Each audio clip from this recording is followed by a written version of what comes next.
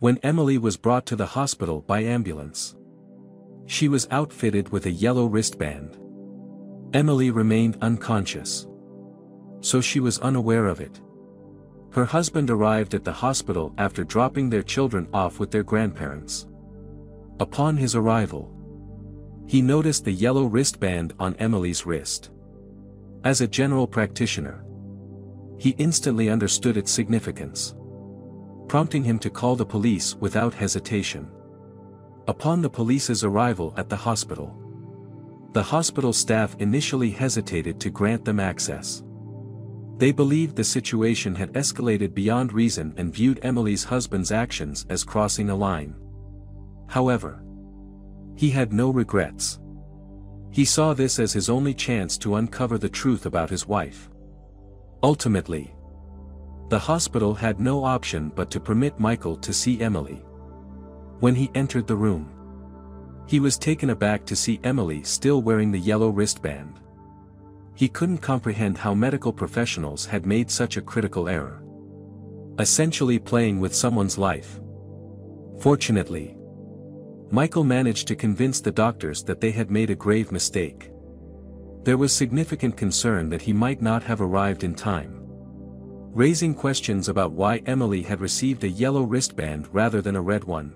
He sought to understand the meaning behind this color coding and why the police had become involved.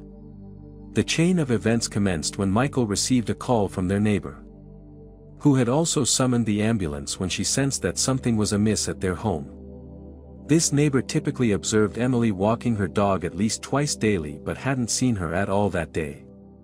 This raised her suspicions. She decided to check on Emily by ringing the doorbell, in case Emily needed assistance with her dog or might have been out. However, when she rang the doorbell, the neighbor noticed unusual signs. The dog barked loudly and scratched at the door, but Emily did not respond. Increasingly alarmed, the neighbor decided to circle the house and peer through the windows. That's when she spotted Emily on the kitchen floor, unresponsive and immobile. She promptly called 911, and the ambulance arrived in a matter of minutes. Recognizing the gravity of the situation, they forcibly entered the house, rushed Emily to the ambulance, and then to the hospital. In the midst of these events, the neighbor had contacted Michael, who was deeply concerned. The ambulance personnel could only provide her with the information that Emily was still alive and had been given a yellow wristband. Michael was baffled and worried, as Emily had no prior medical issues. He had seen her that very morning, and she had appeared to be in perfect health. Michael was in such a state of panic that he didn't even register the neighbor's mention of the yellow wristband. As he was en route to pick up their children and bring them home, it became abundantly clear that going home was no longer an option. He didn't want to let his children in on the unsettling situation regarding Emily, so he maintained a composed demeanor. He picked up the kids from school and took them to his parents' house, providing them with the explanation that he needed to attend to some adult matters and that they would be spending the remainder of the afternoon and evening with their grandparents. Thankfully, the children were quite content with this arrangement, and Michael's focus shifted back to Emily. He attempted to call the hospital ahead of his arrival, but the hospital staff could only provide limited information, stating that Emily had been admitted, and doctors were attending to her. This scant information left Michael wanting more. But he was almost at the hospital, and he hoped to obtain more details in person. However, for some reason, the hospital staff seemed reluctant to grant him access to see Emily. Although Michael was fairly familiar with the hospital, being a general practitioner with prior interactions, he found that his knowledge didn't ease the process. The hospital adhered strictly to their protocol, which involved extensive paperwork, especially when visiting someone in critical condition. Michael desperately wished to bypass this bureaucracy, but his familiarity seemed to complicate matters. Upon his arrival at the hospital and his declaration of his intent to visit his wife, Emily, Michael was met with resistance. The staff member, who had already started to fetch the requisite forms, abruptly stopped when Michael revealed his identity. Her reaction was somewhat strange, and she mentioned making a call. After a brief delay, she returned with a different attitude, sporting a smile, and directed Michael to a waiting room. She assured him that a doctor would be with him shortly. Michael was relieved that his reputation seemed to work in his favor. Or so he believed. While he waited in the room, he had some time to ponder the situation, and a detail from the phone call suddenly came to mind. Michael remained uncertain about whether he had heard the neighbor correctly, but he believed she had mentioned something about a yellow wristband. This struck him as highly unusual since most patients admitted to the hospital received a red wristband. In his experience as a general practitioner, he had encountered many patients whom he referred to the hospital, and they almost always wore red wristbands. The yellow wristband was a rarity, reserved for very specific cases, and he was convinced that Emily did not fit that category. As this realization settled in, Michael's desperation to see his wife intensified. He had been waiting for nearly 10 minutes. And still, no one had come to assist him. Frustrated, he stepped out of the room in search of a doctor, only to encounter two resolute security guards outside his door, determined to prevent his exit. While he was ready to express his frustration, he understood that arguing with them wouldn't help, as they were following strict instructions not to allow him to leave the room unless he wanted to depart the hospital. Michael attempted to contact the front desk to inquire about the delay, but the receptionist insisted that he wait for a doctor. She explained their concerns that he might wander through the hospital on his own, and this was the reason the security guards were stationed outside. Michael was utterly baffled by this treatment, considering his long history of working with the hospital. He had never heard of anyone being monitored in this manner. He couldn't fathom what the hospital staff expected him to do if left alone in the hospital. Michael began to wonder if there was something more to this situation. Something the staff might not want him to discover about his wife. Perhaps they were trying to keep him away from her, fearing that she would realize she was wearing a yellow wristband. They likely understood that he knew the significance of the yellow wristband, but the reasons behind their actions remained unclear. Regardless of the situation, Michael was determined not to sit idly and wait for assistance. He needed to know his wife's condition, and with each passing moment, the risk of being too late loomed larger. Desperately, he began searching for an escape route, aware that the door was not an option with the vigilant security guards present. Even the window posed a risk, despite being on the second floor. Then, an idea began to form in Michael's mind.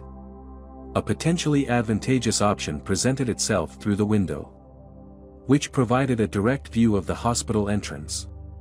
It could be partially opened, allowing Michael to attract people's attention from there. He pondered the likelihood of anyone being down there who could assist him promptly, and it appeared rather slim.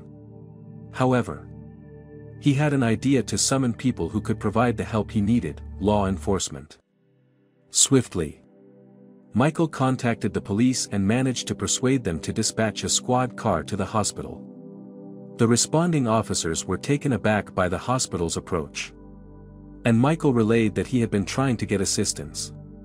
Of course, the police advised that he should have complied with the normal visitation procedures, but they acknowledged that he didn't deserve such treatment. The police car arrived about 10 minutes later, and Michael impatiently awaited their arrival near the window. He still hadn't received any word about his wife, and anxiety gnawed at him. When the officers stepped out of their vehicle, Michael wasted no time. He shouted urgently out of the window, conveying that they needed to help him. His cries drew the attention of those nearby. And it wasn't long before the security guards rushed in, likely to silence him.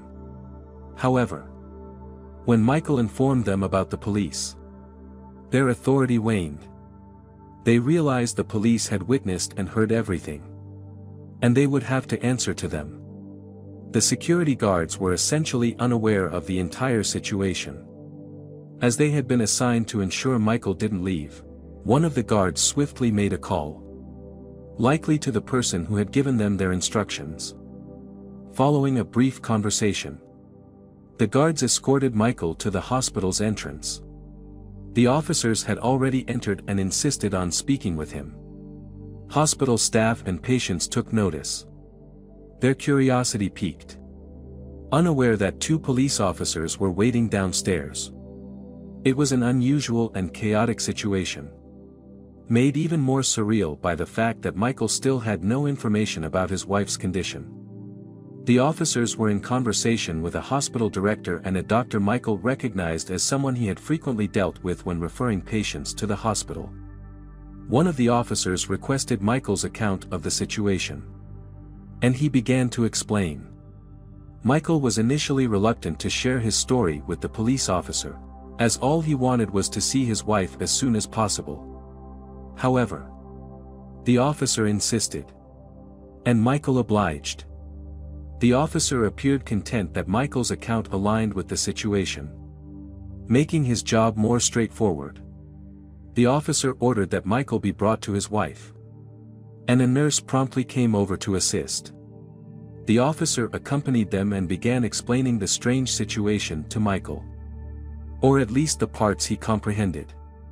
Michael seemed to believe that the hospital staff liked him more than they actually did. In their eyes, he was considered a useless middleman who cost them money. If he didn't exist, patients would seek help directly from the hospital. Michael vehemently disagreed with this assessment. But in this moment, it was not a significant concern. The hospital's reluctance to accommodate his request to bypass standard procedures wasn't due to his knowledge of the hospital's wristband system. Instead, it was because they wanted to make things more challenging for him as retribution for his attempts to circumvent their standard procedures.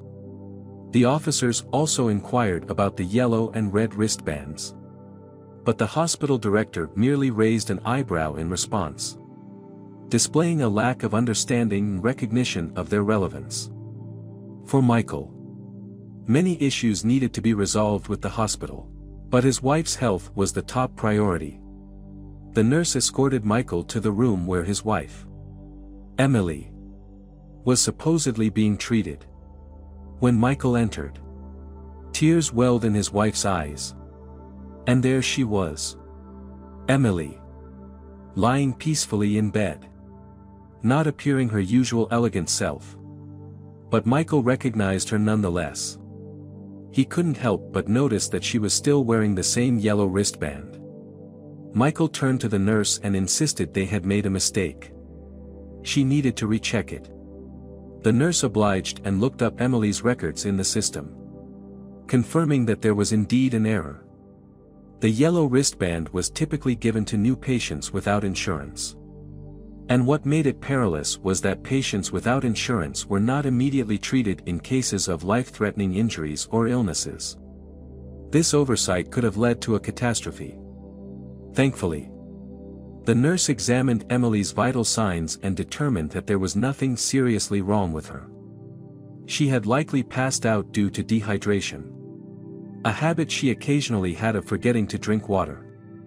The nurse administered an IV to rehydrate her, and it didn't take long before Emily woke up, fully recovered and ready to go home. Michael felt an immense sense of relief, and his anger toward the hospital and its treatment began to soften. They engaged in a candid conversation about their working relationship and how to improve it.